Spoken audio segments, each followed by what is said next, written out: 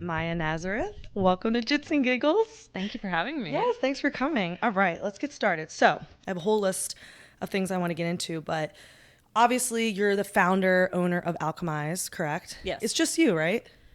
I'm the only owner, yes. Yeah, you're the only owner, correct? Yeah. So, I'm assuming you made your way to a clothing company, but first you started with being an athlete. Is that Yes. correct? Yeah, absolutely. So, tell me, how did you get started? How did you get into jiu-jitsu?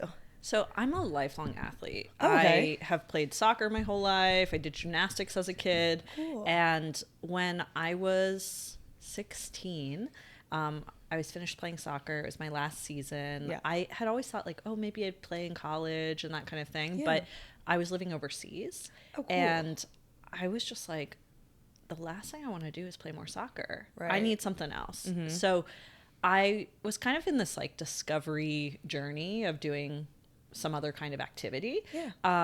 Was trying everything under the sun, and I had taken a self-defense class at school, and at the end of the class the guy was a black belt in ninjutsu. Now Oh. I'm like, Okay. what is ninjutsu? I have no idea. Very McDojo, whatever. I But gotcha. he was like, the techniques we learned were a mix of Krav Maga, jiu-jitsu, Muay Thai, whatever, and I don't know why jiu-jitsu stuck in my head, but I thought it was striking. Oh, okay. And I walked into a jiu-jitsu class thinking I was walking into fitness kickboxing. If I had known I was going to be like rolling around with sweaty men on the floor, I mounting a definitely man. wouldn't have done that. I was 16. I was like so Oh my God, timid. I yeah. was like, looked at the ground when I walked in a room, terrifying. Right.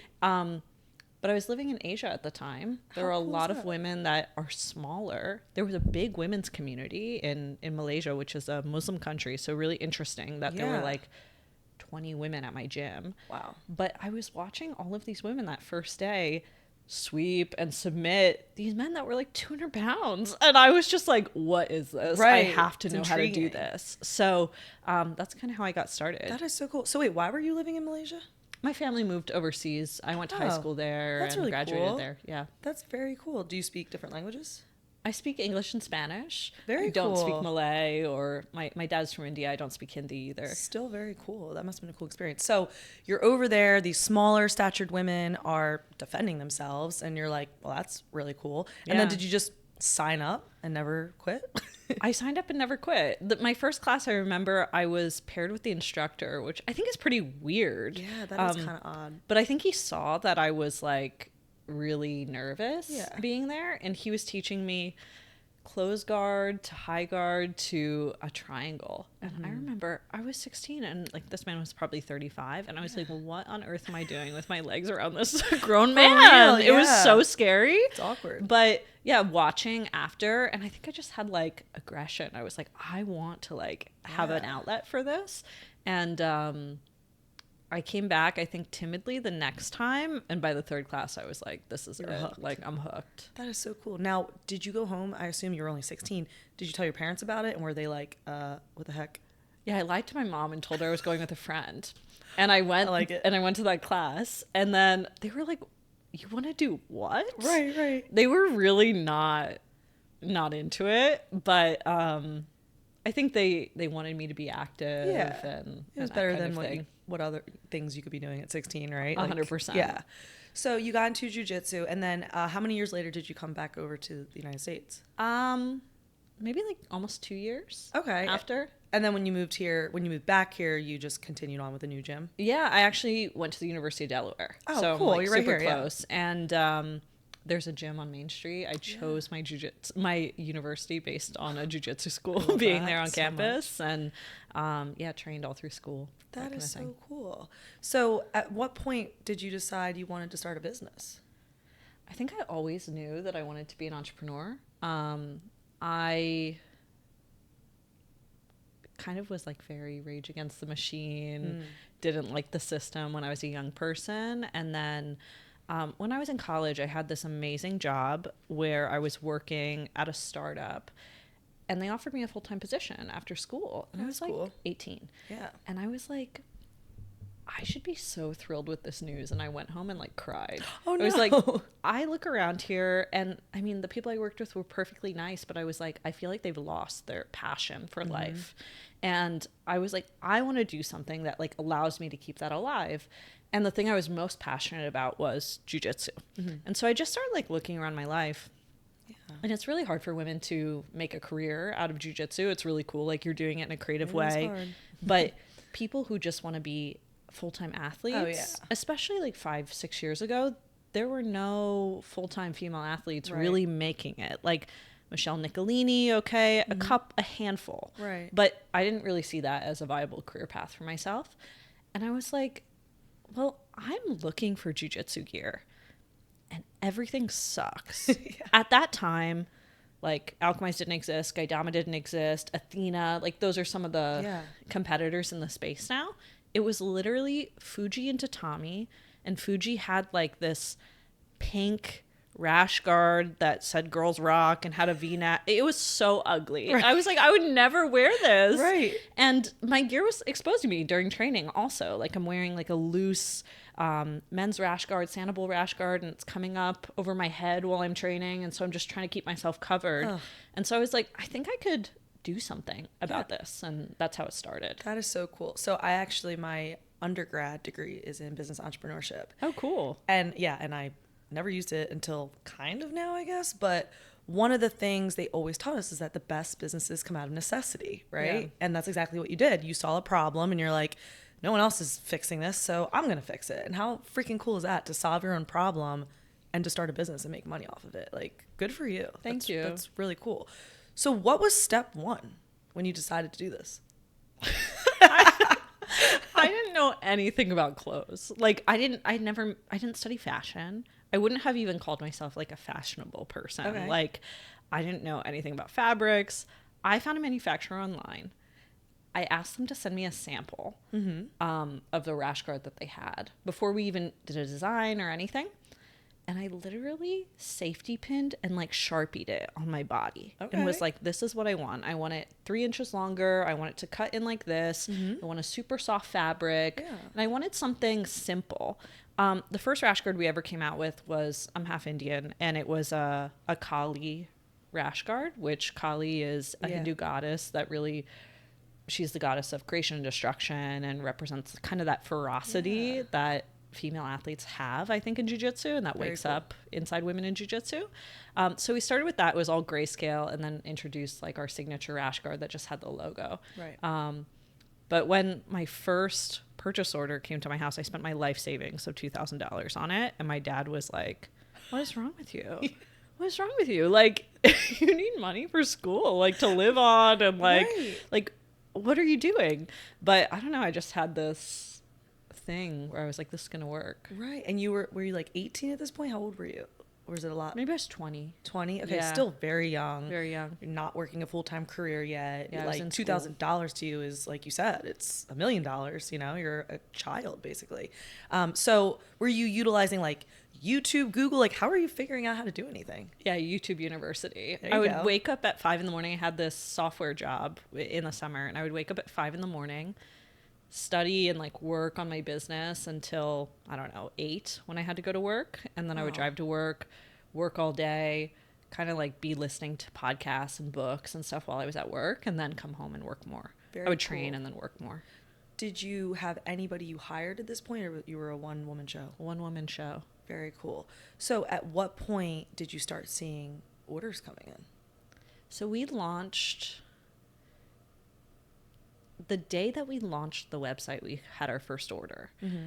But it was probably a year plus before we had like consistent orders, like 5-10 orders a month. Wow. It was nothing to like call home about, but like 10 orders a month. Then it started picking up, I think in 2021 to 40 orders a month, 50 orders a month. And then once I was doing close to $10,000 a month in sales, I decided to quit my full-time job. By this point, I had graduated, got a full-time job, was working on it like nights and weekends, and then was like, I'm going to quit and try and make this happen. Hell yeah. Now, at that point, were your parents believers, or were they like, what are you doing? They were not believers. They were believers when I quit. Okay. But they weren't believers up until that point, basically. Right. I worked for a year, and they were just like, my parents are amazing. And like, they just wanted me to be like safe. Any parent would be like, are you sure? You know, until... And like women's jiu-jitsu, it's so small, you know? For sure. And so, which I don't believe that it's so small, but Yeah. from an outside perspective, it's this really niche thing. But no, they were like, go all in on your dream. And Nice. you're 20. I was 21 when I quit my job. And so they were like, if it doesn't work out, it's okay. Yeah. You know? Just go back to doing what you were doing. Exactly. Yeah. Because I mean, like, the podcast for me is a hobby, but I think if I quit my full-time job, even though I haven't lived at home for like over a decade, I think my parents would be like, are you okay? Like, I think they'd be like highly concerned. So I'm going to keep my day job just to keep them sane. But I think it's amazing that you went all in. And some of the most successful people are successful because they don't have that safety net. So that probably is a part of it. Yeah. What was I going to say? So the orders started coming in. Is there ever a point when you like think back to the beginning? Was there ever a point where you were like, I don't know if this is going to work out? Like you started doubting yourself at any point, or was it always consistent? I doubted myself last month. Like I think it was mostly doubt most of the time. And now I think what's replaced doubt is I have a lot of evidence that I can figure things out. Yeah. And also that I feel like I'm doing something that's cool for the community. I think we're creating value through the events, through the open mats, through our self-defense programs, through the gear.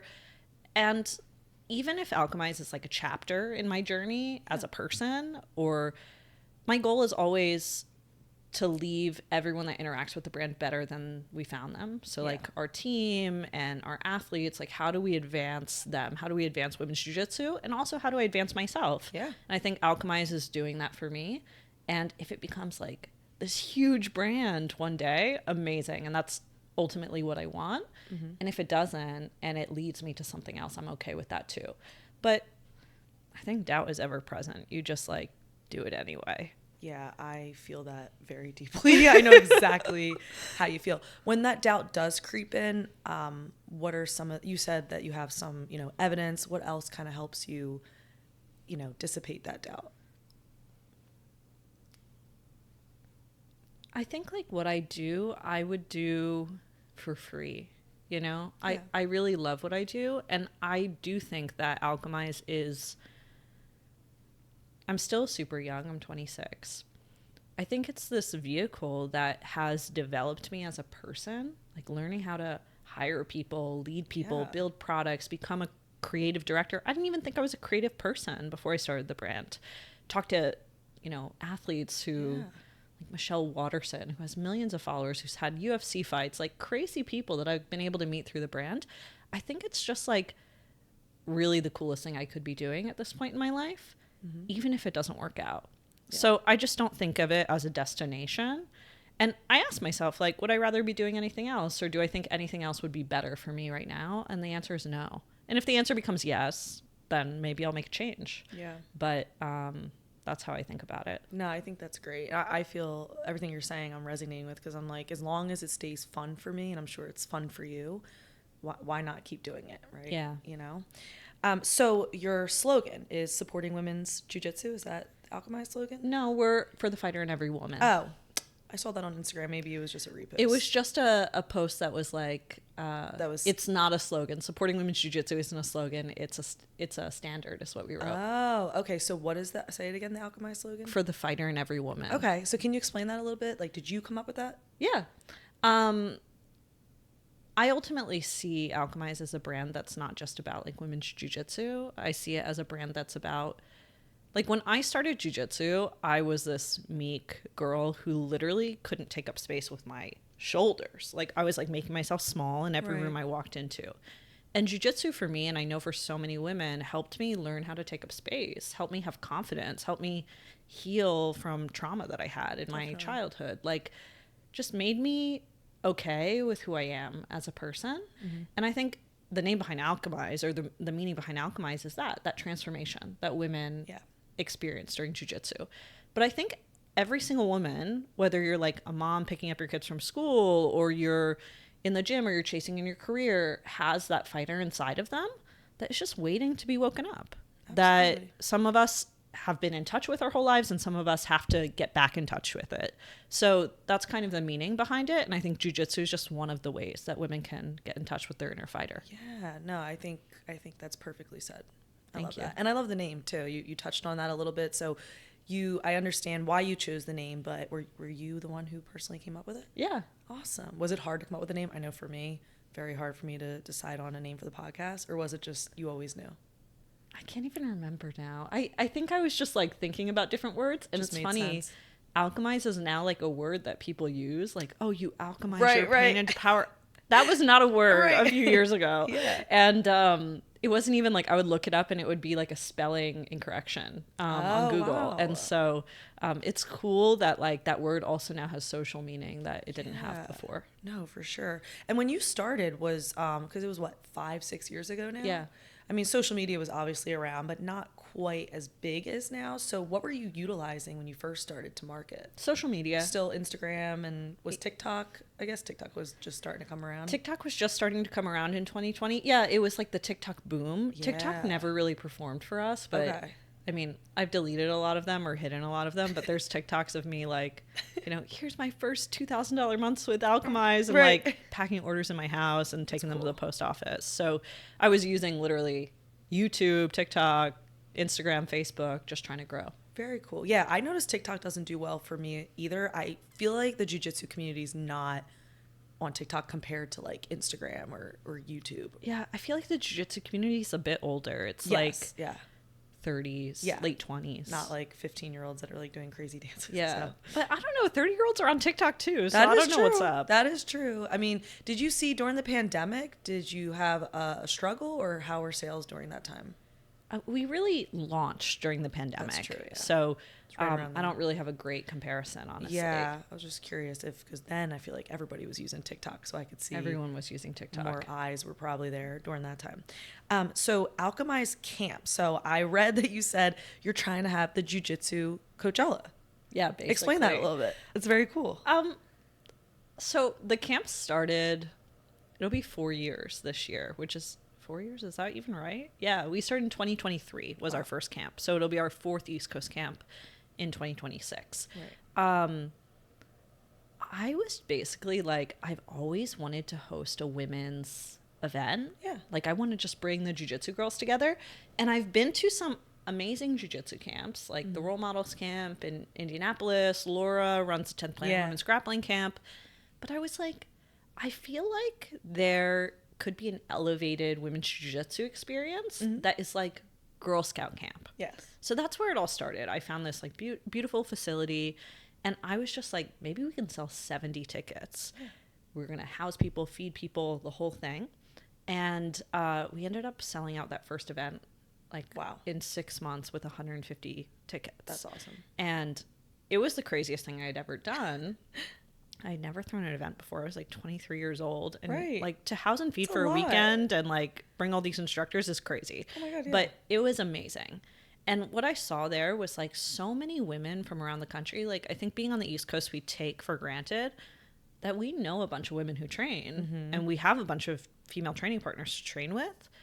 There are people in like the middle of the country, for example, or even just like coastal towns that are smaller, who they've literally never trained with women above blue belt. Right. Or there's no other woman in their school.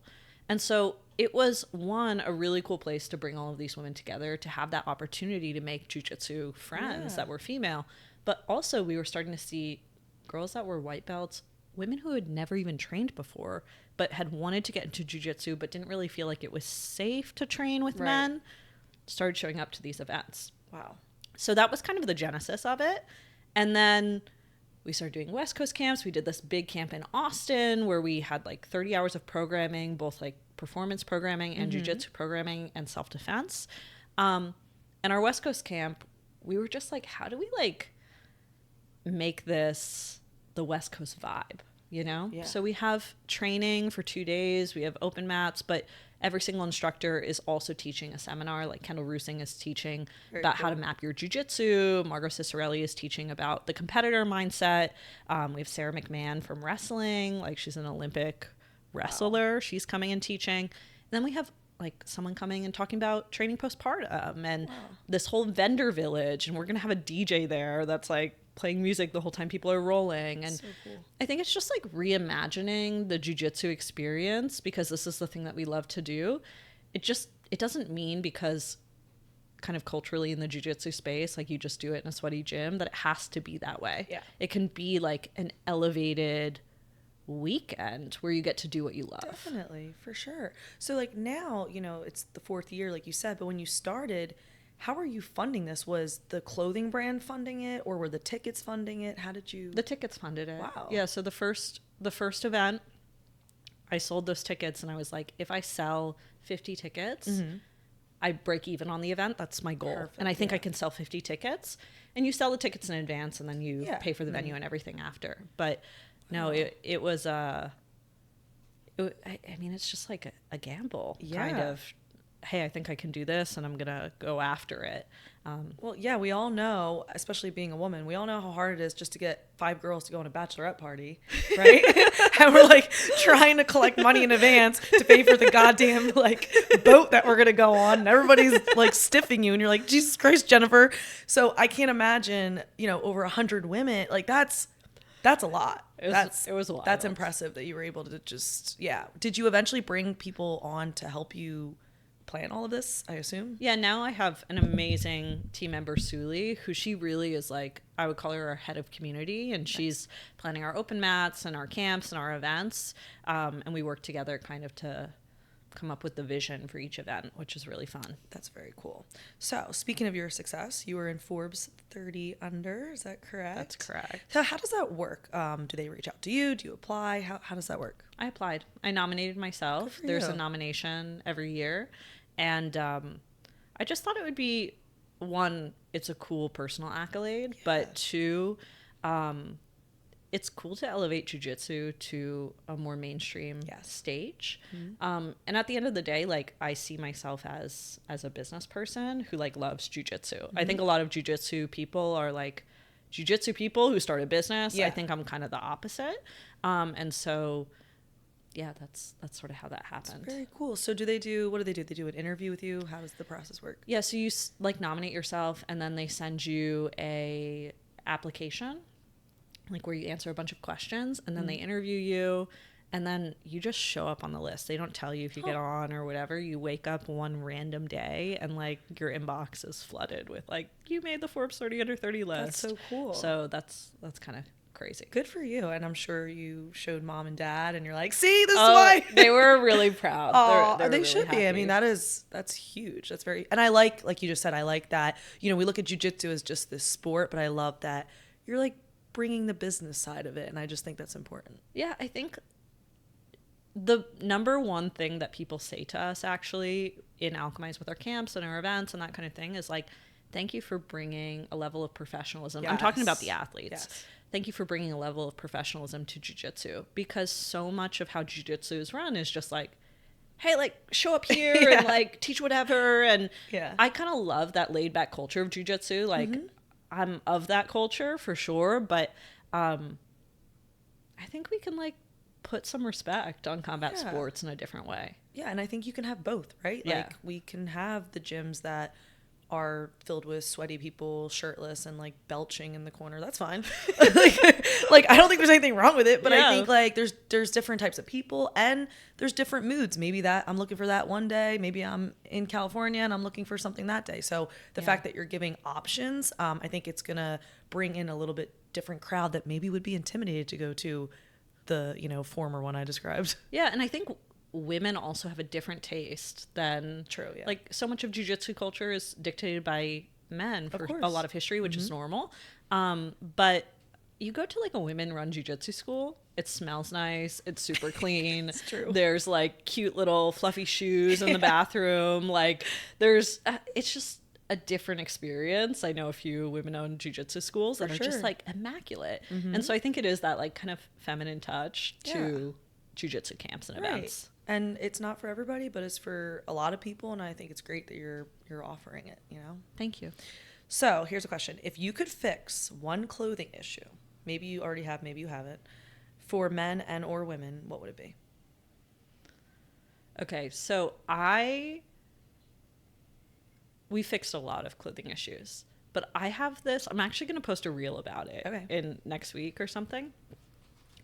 This rash guard that literally has stirrups through the legs where you can like Okay, so you know with like a jumpsuit, like a one piece, Yeah. they have the snaps at the bottom? Right. Not functional for jiu-jitsu. Right, Because right. if you put someone in X guard, those snaps are going to hurt you. Oh and my God. like, Yeah. no.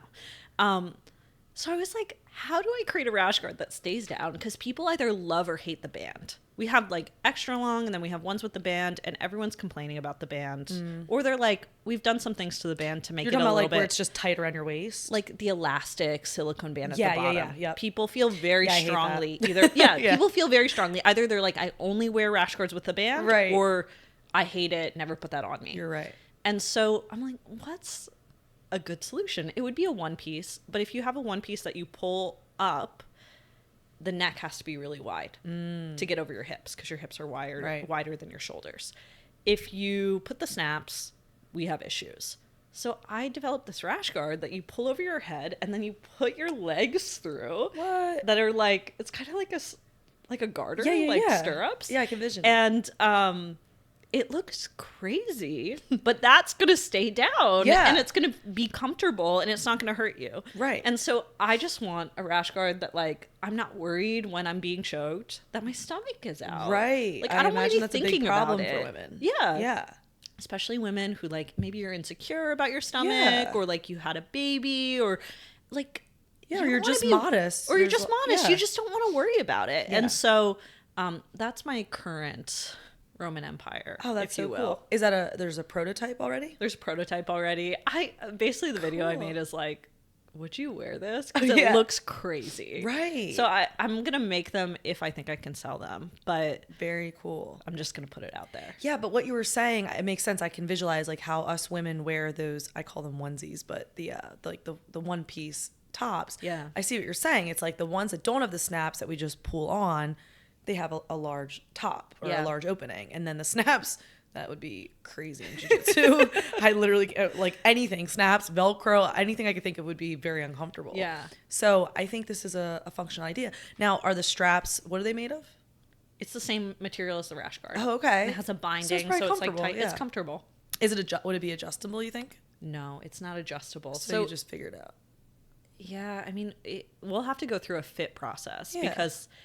but it's stretchy. Yeah, so it'll just keep it's riding like up. fitting your pants, you know? It's Yeah. just the issue is a lot of women are different sizes on top and on bottom, so yeah. that'll be kind of the challenge. That would be hard, but I think it's a great idea. That's Thank really you. cool. Describe to me your ideal training partner. My ideal training partner. I like talk while I'm training. Like I'm like the person that's like dictating step by step, Yeah, which yeah. is like so annoying. So someone that's gonna like laugh about it and not get annoyed at it or does the same thing. Yeah. I love training with people who are technical. I used to be so aggressive. Not even just like all over the place, just like intense as a young athlete. I'm not intense at all. I want to use zero force, zero energy, and just like have my frames do the work and my technique do the work. And I want to train with someone who wants to train like that too. It's kind of boring. It's kind of slow, but I think that's what's going to keep me in jiu-jitsu till I'm 80. Yeah. Versus trying to kill people all the time. I'm actually so turned off by the trying to kill people Yeah. role. I'll just be like, You're like, you got it. you got it. Here, like I'll just like You dead fish starfish them? on the ground. Yeah, like I don't care. I don't want to get hurt. Yes. You know, Yeah, and you don't have anything to prove. I mean, you've been doing this forever, and It's it's okay. a hobby at this point, right? it's a hobby, and I love it. And I actually think I will have like a jiu-jitsu season again Okay, because like nice. I train way less now, Yeah. and I kind of train like around my work. Like, oh, I'm at an course. open mat, I'm training, or like the work is the main thing right now. But I can't wait to have a season where I'm like, oh, I'm just focused on jiu-jitsu, and maybe I'm gonna Definitely. like compete, and I'm looking forward to that season. Awesome. All right. How do you feel? This is a little bit of a hot take, and I know you have a couple for me, but how do you feel about people wearing makeup during jiu-jitsu? I think that wearing makeup during jiu-jitsu,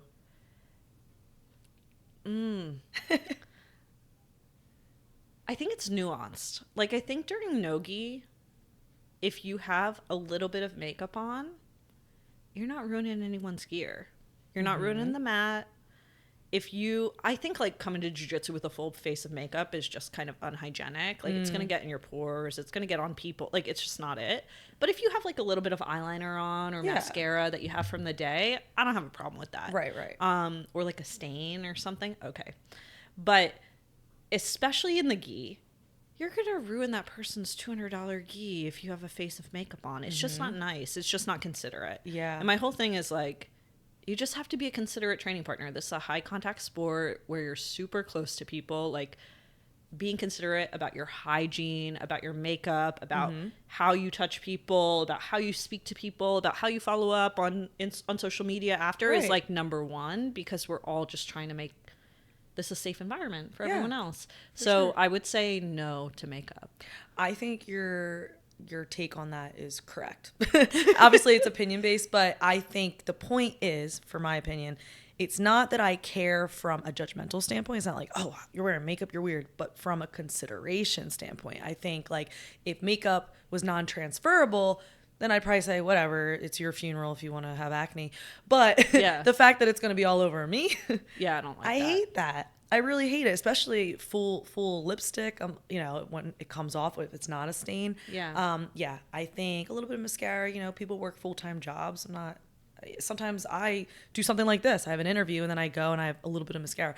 But if you have full face makeup that's like coming off onto the white gi, I mean, I would be pissed. I'd be pissed. So I have zero issue with like a lot of girls wear lash extensions. Oh yeah. Or they wear a lip stain, or they have lip blushing, or like kind of permanent makeup type things. If you have an aesthetic preference, there's no judgment about it. Right. It's just about consideration. Definitely. I'm actually more impressed by those of you who wear eyelash extensions, and I have a lot of friends who do. I'm impressed that they stay on, because I swear to God, it's crazy that they stay off. on. And every once in a while, you do see a little floater. You're like, oh, what's your name? That's yours. Or like a hair extension. I'm like, good for you, because mine would be all over the mats. Same. Okay, another hot take. Should men wear shorts over spats? Yes, absolutely. Absolutely. I don't feel like women need to wear shorts over spats. Yeah. I know a lot of people do feel that way, actually. Oh, really? Like women or men? Women. Or both? Both. Like Okay. there are a lot of gyms that women have to wear shorts over their spats Really? too. Huh. Okay. I don't feel like that's necessary. Yeah. Especially, okay, if your spats are see-through, different thing. Yeah, We for make sure. non-see-through spats. There you Shameless go. plug. But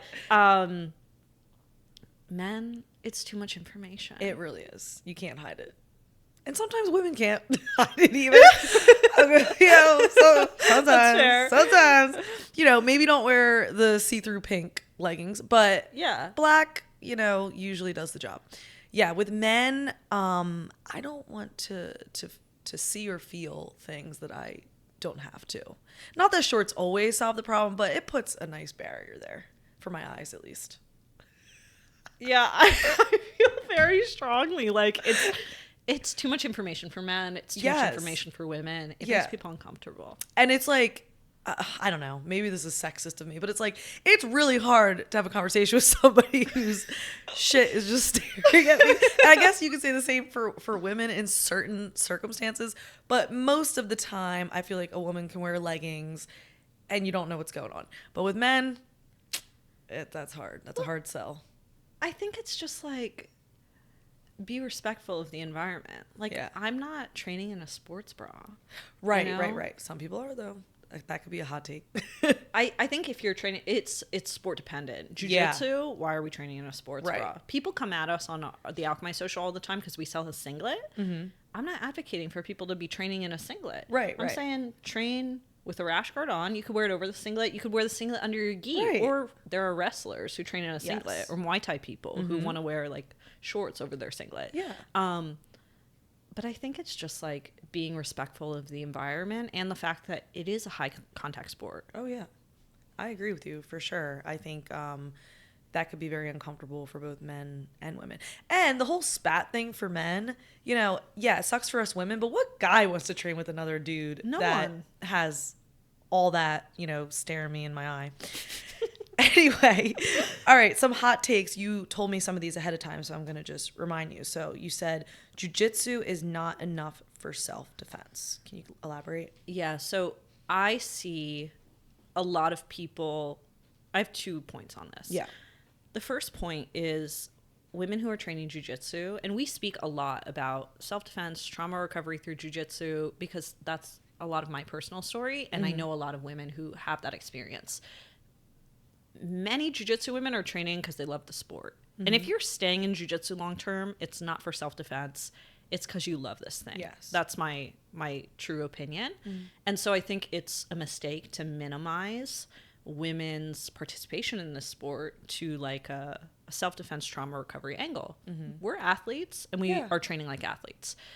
I also do see a lot of jiu-jitsu advertised or self-defense courses that are using jiu-jitsu advertised as like the way to keep women safe. I'm not going to name any names, but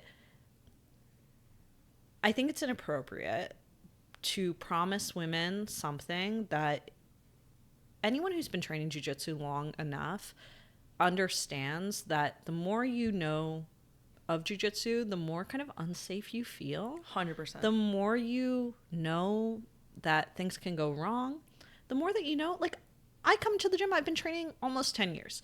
I'll come into the gym and sometimes a 200-pound white belt man will take my lunch money, you know? Yeah. Or will like just put me, maybe he's not going to submit me, but put me in a situation I don't want to be put in. And there are so many variables in the real world, someone grabbing your hair, someone smacking your head on the concrete, that could lead to multiple people being involved, a weapon that could lead to your jiu-jitsu just not being a functional thing. And so I think it's the wrong thing to promise women, oh, you're going to take this self-defense class, you're going to sign up for jiu-jitsu and pay money into my school and you're going to be safe. I think that's so irresponsible and inappropriate.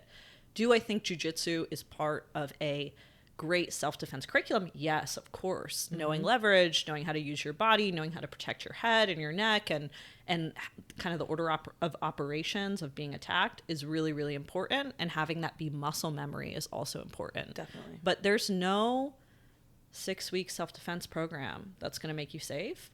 And there's ultimately no martial art that's going to make you safe. It can only give you a better chance. But I think every woman should train for that reason, and also because it's awesome. Yeah. So to summarize that, and I completely agree with everything you've said so far, it's like, it doesn't hurt to know jiu-jitsu. It could absolutely help you, but to make the promise that it's all you need and you're going to be good is kind of, like you said, it's crazy. It's crazy and it's wrong. And I've had a couple people on the podcast and we've talked about even more specifically the women's self-defense classes that are marketed that way. It's like, come to this one-time class, pay, $50 and you're going to be safe. And all these women, and I've seen it, they really do have this chip on their shoulder and they walk out that door and they think they can go pick a fight. And it's like, no, sweetie, you could come for 10 years. And I don't recommend you pick a fight, like, to be completely honest. Well, even there's jiu-jitsu instructors that speak like that. Like, oh, we could beat anyone up because we train jiu-jitsu, men or women. And it's like, you're a person. Right. Get attacked by 2 people. Yes. Get your head smacked in a off moment. You know, you're not paying attention. Someone grabs you from behind and you fall.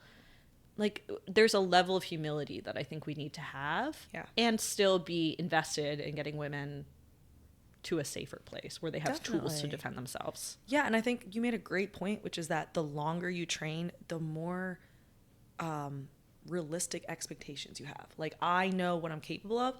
I also know what I'm not capable of. Yeah. I'm more realistic. I could look in a room and maybe before training I had a chip on my shoulder, or maybe I'm 6 months into training, I'm like a crazy white belt and I'm like, yeah, I could fuck you all up. But now, 3 years in, I could look at a room and be like, that would be a problem. That would be a problem. Yeah. If that and that together would definitely be a problem. Like it actually makes you more aware of your surroundings and aware of what you can and can't do, which is why I really do think the more people that train or people who do train tend to avoid confrontation for that reason, because they know that it's not going to be a fun fight if I have to. Yeah. It's like when people yell at me, I don't get yelled at that often, but I live in the city in Philly. Right. Someone's yelling at me or whatever on the off occasion that it happens, I'm like, the hubris of people to go up and like start a fight with someone in a bar or whatever. It's like, you have no idea what people are capable of. Not saying about myself, but I walk around as a jiu-jitsu athlete with that knowledge that like, definitely. Oh, there's someone who could be a scrawny man or woman who could take my lunch money. Exactly. I'm going to be kind. Not just for that reason. Exactly. And if shit hits the fan, do I have a level of confidence I didn't have before? Yes. Yeah. But I'm also very aware that I can't 100% rely on my jiu-jitsu. I need to still be aware of my surroundings. And like you said, there's so many other factors that could come into play. Yeah. All right. Next hot take you mentioned, gym cults. That's a fun one. You're like, where do I begin? You pay to be in a gym. Mm-hmm. The idea, this is a service that we pay for. Yes. You are paying an instructor and supporting their livelihood and supporting that gym to go and attend that place. This is not that person is your guru. Mm-hmm. This is not that person is your priest or pastor or anything. And a lot of gyms treat it like that. You're not allowed to cross-train. Our gym is better than every other gym. Mm-hmm. Our athletes are just superior than any gym in the area. I don't play any of that. Oh, you can't ask the black belt a question. You can't ask upper belts to roll. You have to turn and face the wall to tie your belt. I've heard a lot of crazy, weird things. This is a service. You are a grown adult. Even if you're not a grown adult, you're a young person who is training. Mm-hmm. You are paying to be there. And that should be reflected in the gym culture. Yeah. I think that if you don't like the gym, you don't like how you're being treated, go find another gym. Mm-hmm. If there's pressure, I disagree with like the gyms that are asking everyone to like go hard, especially if you're a hobbyist. Yeah. I think you get to choose when you train and how you train and who you train with, who touches your body. Yes. Someone asked me to train and I don't feel safe with that person. I'm saying no. 100%. Even I just don't want to train that round. Yeah. I can say no. Mm-hmm. Oh, I'm not feeling well. I'm feeling dizzy. I want to take this round off. But my coach says you have to train every single round. I'm going to take the round off. Yes. And it's not about, like being weak or like not being hardcore, which a lot of jiu-jitsu gyms make people feel that way. Mm-hmm. It is about you're a grown adult who can choose what their experience is. 100%. And so I'm very anti-gym cult. Yeah. No, I agree. I had Rob Ingram on, who is McDojo Life on Instagram. And this was his hot take, or I don't even know if it was a hot take, but somehow we got on the subject. And he said pretty much everything you're saying. I will tell you the feedback. So a lot of people were saying in the comments, which I don't agree with, that that opinion's wrong because that coach, that professor who is a black belt, just like a doctor or anybody with a career, worked to gain that respect. And you need to give him that respect or don't go to his gym. Yeah, I'm not going to go to your gym. I'm not going to go, buddy. You're right. I mean, just like there are quack doctors, and in every profession, there are crazy jiu-jitsu people. And let's be honest, jiu-jitsu, it attracts a very specific type of person. That is true. For better and worse. Like, we're intense, I feel like. Yeah. And black belts are people. Yes. And if the black belt is a person, even if they have the black belt is a person, even if they have great skill. And I don't think that means you need to blindly follow their advice. You would go and get a second opinion if you disagreed with your doctor. Yeah, 100%. And you know what?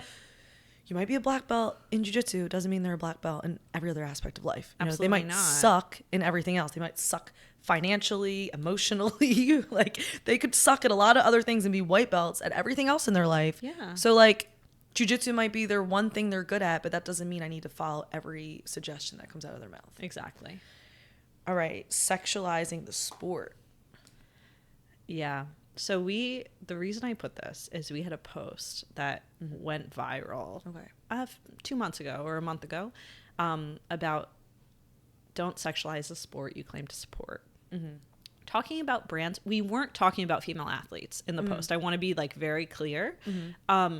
Though I personally do disagree with female athletes sexualizing jiu-jitsu. Mm-hmm. Like, we don't need to make sexual jokes on the mat. Women are already fighting, being sexualized on the jiu-jitsu mat. Whatever you're doing, like on your personal social media, that doesn't have to do with jiu-jitsu. Even if you're a jiu-jitsu athlete, totally fine with. Be sexy online. Yeah. Love that for you. Yeah. You know? I want to be sexy online too sometimes. It's all good. But I do think sexualizing jiu-jitsu is a problem. But where I was pointing it out, where we were pointing it out in the post, is that there's a lot of brands that are doing it. There's a lot of brands that are doing it for clout and to get views. And, you know, it's funny to like use a woman and make a joke about like oil checks or whatever on the mat. And that's going to get a lot of shares. Or like, it's funny to have people who are half naked training, which is not how we train in jiu-jitsu. Right. And like make a point of like, you know, it's like you tell your boyfriend not to worry about the guy you're training with or whatever. Right. And it's like, I just think that this is contrary to what we're trying to do, which is have women be respected as athletes in the space. Right. I don't think it means like you can't be a sexy woman and use your agency. Right. Especially if you're a female athlete. But I do think we want to be respected for our skill and for our technique. And I want to see female athletes be sought after as instructors. And I think some of that behavior works against us, especially if it's coming from brands and leaders in the space. Yeah. Can you give any additional examples of brands? You don't have to say the names, but like how they kind of are doing that to sell whatever they're selling. Yeah, I mean, I think we know like marketing that's selling sex versus marketing that's like selling the product. Gotcha. And I think using women that are beautiful in your marketing is great. And we use a lot of beautiful female athletes in our marketing too. But I think it's like the angles that you're using. Like purposely like drawing more attention to like the body than like the actual product. Yeah. Like we don't need to see like your literal crotch. The crotch of someone necessarily or like, you know, and Alchemize hasn't been perfect with this either. Like, let me just put that out there. Like, we've run ads that, like, I ran an ad where I was squatting into the camera to show, like, it wasn't see-through, and the ad performed really well. Right. Why did the ad perform really well, you know? But I think that just being mindful as this space is pretty nascent about the culture we want to create for women in jiu-jitsu.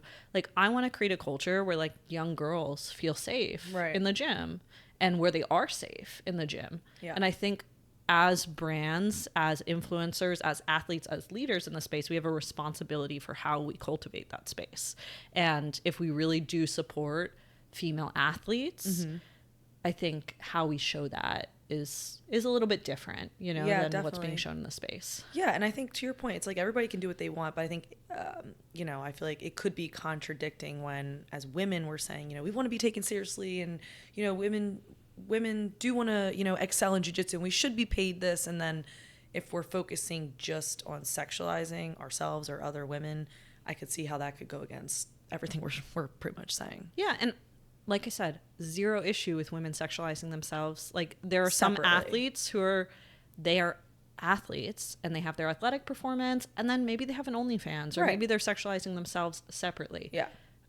I don't necessarily think that's an issue or that those things are connected. Yes. But it's when you're sexualizing yourself in the context of jiu-jitsu on the mat that I don't want to enter the sport and have someone be thinking about me that way or have anyone thinking about jiu-jitsu that way. That's not what I'm going there for. No, I get exactly what you're saying. Like, I agree with you. Like, if people are doing what they're doing on their own time, that's fine. An example that just came to mind is once in a while I'll see like somebody posting a technique. Yeah. And it's like the man is dressed however you would train at jiu-jitsu, shorts, rash guard, and the woman's in like booty shorts so far up her ass crack, her tits are overflowing her sports bra.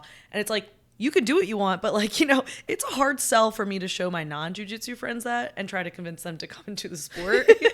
and it's kind of like embarrassing, honestly. It's embarrassing. It's embarrassing because it's like, that's not what I'm doing when I'm at jiu-jitsu. I'm not. And we're constantly trying to convince people that it's not sexual. Men are trying to convince their wives who don't train. Yeah. Women are trying to convince their husbands who don't train that it's not sexual, which it is not. But it's a really hard sell when you have reels like that circulating. Exactly. Yeah. Yeah. So I just think we have a responsibility to keep those things separate. I agree. Yeah. Any other hot takes you can think of? I don't know. Oh, this is something that went viral a few years ago. Okay. I posted something about men training with jiu-jitsu, training with women in jiu-jitsu. How do you train with women? And I don't know why this one point, I think we had like 2,000 comments on the post. Wow. Don't DM the girl thanks for the roll. Oh, please. After training. Please, for the love of God. Don't. But people really disagreed. Huh. And I just think we are people. People are looking to date. You're going to meet someone. If you're spending 6 nights a week at jiu-jitsu, you might meet someone in jiu-jitsu. That's fine. But I think let the relationship evolve naturally. Yeah, don't force it. You don't need to meet someone one time at an open mat and be DMing them after, thanks for the roll, if you're not doing that to every training partner that you trained with. Right. Don't just do that to the cute girl who's visiting your gym. It makes her uncomfortable. Like, if you're training in the same space, or I actually don't have an issue with going up to that woman being like, I think you're beautiful. Can I take you on a date? That's fine. But, like, don't do this weird, shady thing. And, I don't like that. And try to, like, pretend that it's not what it is. And pretend that it's not what it is. Yeah, like, I was just being friendly. No, you weren't. Now you know damn well. Let me reject you. Or say I'm going to go on the date in a straightforward way. Yeah. Don't make the training environment weird. And don't do that to... There's people who do that to every single woman who walks in the gym. You know, don't be that guy. Yeah, and like consider, you know, not that we're like these fragile beings, but you do have to consider it is hard for us to walk into a very male-dominated space. And I will say I have felt welcomed so far in my jiu-jitsu career, but it's just intimidating in general. So imagine being maybe the only woman, maybe one of 4, 5, 6 women. And then after you get the courage, you go home and you get a DM like that. You're instantly thinking, this guy wants to date me. And most likely you don't want to date him. And now, instead of being able to be excited about jiu-jitsu, all you're thinking is, how the frig do I deal with this? Because I have to see this guy again. So how do I nicely let him down without pissing him off? Yeah. You know, like it's just, it adds more shit to our plate that we just don't want to deal with. I think just be normal. Like, there's a lot of great men in jiu-jitsu. I would say there's phenomenally more great men than men who do creepy things. But like, for sure. Women in jiu-jitsu just want to be treated as athletes. Like, let's just call us all athletes. And that means asking women to train. You know, that means like, I know a lot of men who are like, I don't want to ask a woman to train and make her feel uncomfortable. Yeah. Ask a woman to train. She can say yes or no. I think that's like awesome. That makes me feel great if I'm visiting a school that people want to train with me.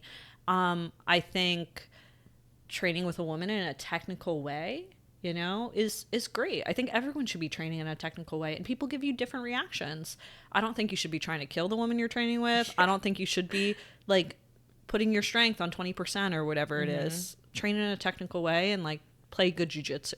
Definitely. I think if you're not DMing every person you train with, thanks for the roll, don't DM that woman. Thanks for the roll. You can ask her out respectfully. And use social cues. Like, no one's saying, I'm not here to say, like, don't, you know, associate with women. Like, if you roll with that woman over and over again, you develop a friendship at the gym. Eventually, I'm sure you are going to be sending memes on Instagram, this and that. We're talking specifically, you rolled with them one single time. You had very little to none interaction before or after that. And then that DM comes through before you even make it home. Found them on Instagram. It's weird. She didn't give you her Instagram. It's weird. Thanks for the roll. That's all. It's weird. And it's weird from either gender. If a woman did that, if you're a guy, especially if you're not interested in the woman, and you got home and this woman that you just wanted to roll with found you and DM'd you and said thanks for the roll, you would also be like, that's fucking weird. It's weird. Yeah, women shouldn't do that either. Yeah, women should not do that. I feel like, you know, we're less likely to do that, but if any woman is doing that, please stop. Like, please. Agreed. This is your warning. Okay, anything coming up that we should talk about? Any camps or anything you got going on? Oh, we have our West Coast Women's Grappling Fest coming up in October. Nice. We still have a few tickets left. Our fourth East Coast camp, we expanded capacity this year, but we're already almost 50% out, 50% sold out, and it's in May of 2026. Good for you. So that's coming up as well. If you're interested, that's like Girl Scout camp for jiu-jitsu. Where is that? In the Poconos. Oh, cool. Trout Lake. It's beautiful lakeside property, hiking trails, cabins. We feed you. We have a dance party at night and an open bar. It's really not open bar, cash bar. And it's really fun. So cool. Those are the two main things coming up for us. Very awesome. And where can we find you? At Alchemize Fightwear on Instagram and alchemizefightwear.com. Awesome. Anything else I didn't mention that you want to bring up? No, thank you. Thank you. So fun. That was awesome.